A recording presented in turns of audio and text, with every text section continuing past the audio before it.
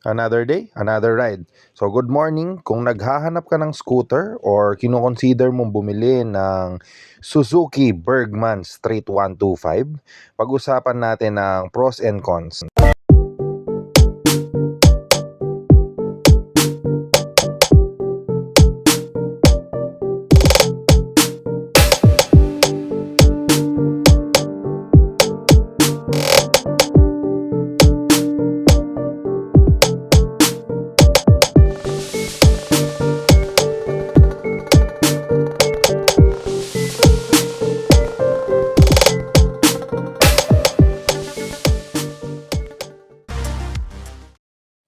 Okay, today pag-uusapan natin or i-review natin yung Suzuki Bergman Street 125. Unang-una, siyempre yung pinaka-cockpit or yung display niya, which is LCD. Inverted yan, kahit maliwanag, madilim. Kita naman lahat ng info. Very basic lang naman. So dito sa left, yung kanyang ilaw.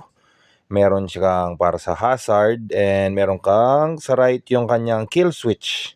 So, ang kinaganda nito, may kill switch, malalaki yung mga compartment.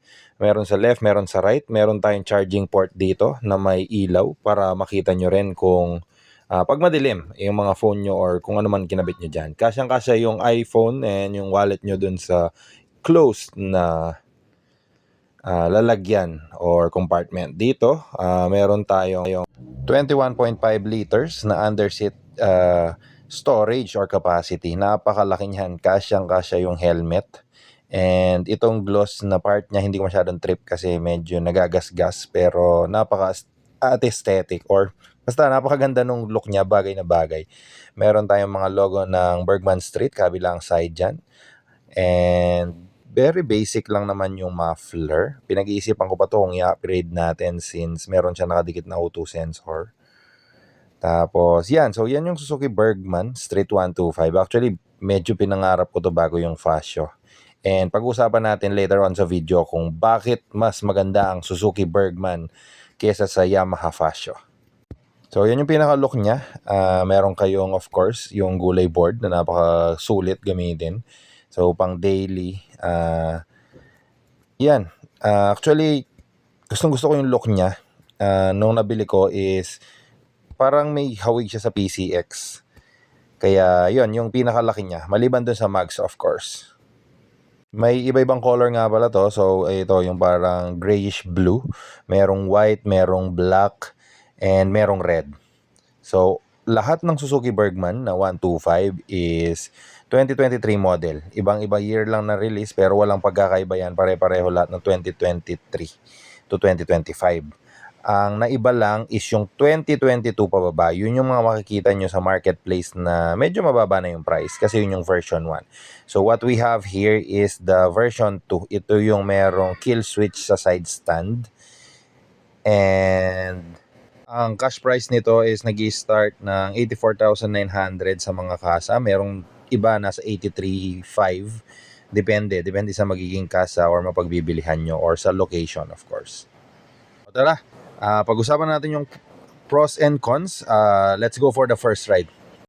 Okay, today we have the opportunity to ride and mapag-usapan yung pros and cons ng Suzuki Bergman 125. Actually, isa to sa mga pangarap ko na scooter before. Kasi kung matagal ka na nagmomotor, kilala nyo yung Suzuki Bergman na 400cc. So, para sa akin ito yung like pinakaunang maxi scoot na alam ko or nakilala ko.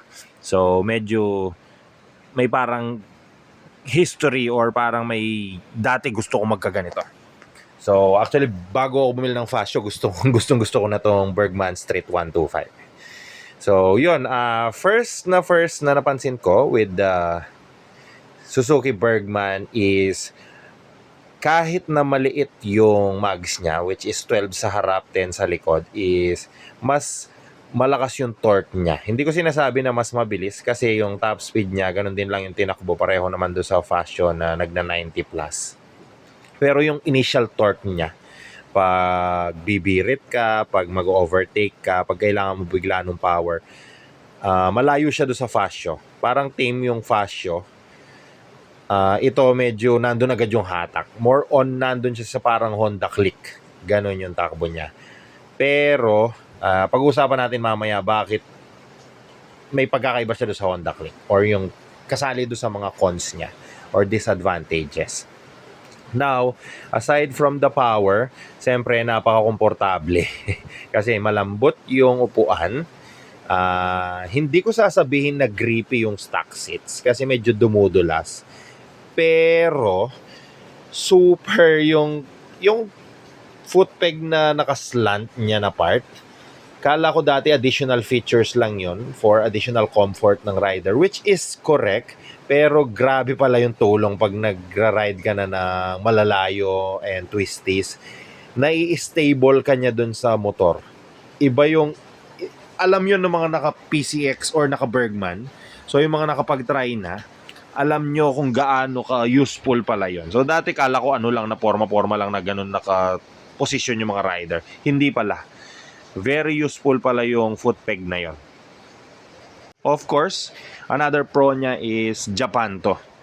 Japanese manufacturer si Suzuki. Matagal na siya sa market. So, sa dami ng Bergman sa Pilipinas, madali yung parts nyo. Lagi ko naman sinasabi yan, depende sa motor. Pero ito, madali yung parts nyo. Mura yung cost ng maintenance, mura yung cost ng parts. Kung may papalitan kayo, marami kayong upgrade na mabibili.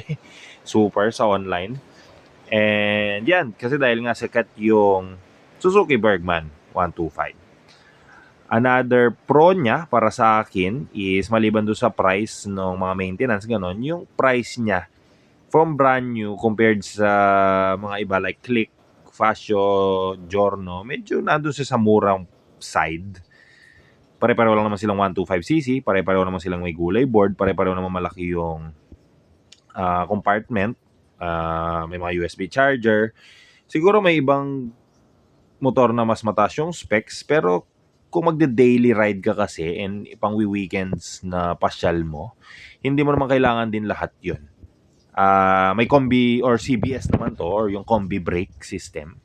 So, additional feature pa rin naman yun na nakakatulong sa ating mga rider. Actually, ang pinakasulit sa Suzuki Bergman is buying it at second hand. Grabe yung mura nung price compared sa makukuha mong quality at makukuha mong gamit sa motor. Napaka-premium niyang gamitin. Ewan ko, gandang-ganda ako dito sa Bergman. Almost nandun na siya nga sa looks ng PCX. Medyo maliit lang kasi talaga yung tires, which is number 1 na cons para sa akin yung tires. So, pag-usapan natin. Ihahabol ko lang pala sa pros is yung suspension niya, grabe sa ganda. Kala ko pag maliliit yung mga gulong like Fascio, kumakaldag or sumasagad, hindi pala. Ito, para ka rin lang naka Aerox, naka normal na scooter, basta napakaganda ng suspension nito. Isa lang naman yung cons na napapansin ko as a owner for now. So, i-update ko kayo pag may mga nakita pa ako. Pero ang pinaka napansin ko na cons is yung maliit na tire size niya. Hindi ko alam kung bakit parang tumatalon or dumudulas siya pagka biglang may mga lubak or nadaan sa mga bato, which is hindi naman nangyayari dun sa Pasio. So let me know in the comments down below.